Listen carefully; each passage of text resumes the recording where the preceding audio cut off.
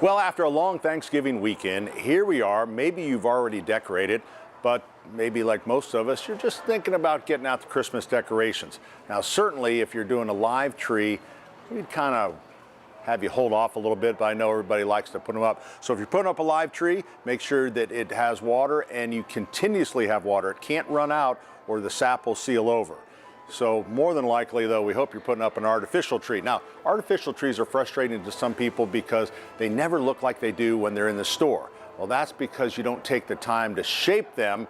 So, and what number one mistake, you put the entire tree together and you have it sitting there, this whole big mass of foliage, and then you start messing with it. And really what you should do is you do one piece at a time. So I put the bottom section, I put a stand on the table, I stand up so that I'm comfortable doing it. I start from the back. So this is the fill, this is called PVC fill, and then you'll see the molded tips are out front.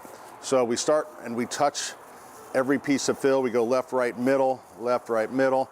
And then better trees have what's called wings. So a lot of people forget and then they kind of do this and don't realize the wing is there to fill. So, and then once I get out here, I establish my little leader so it looks like a real tree, like that. And then you go all the way around. So it takes some time, especially the first time that you have this tree.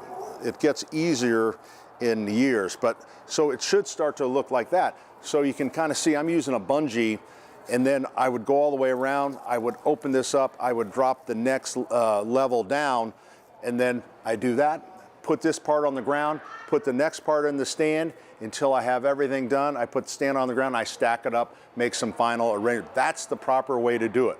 Lighting, so if it's a brand new tree, you don't have to worry, you hope all the lights are on, but if it's a couple of years old, you need to replace the light bulbs, because if it's standard lighting, LED is a little different. If it's standard lighting, those burnout bulbs are damaging the set. So you want to have a supply of bulbs. Hopefully you got some with the tree, and if not, hopefully you'll find them.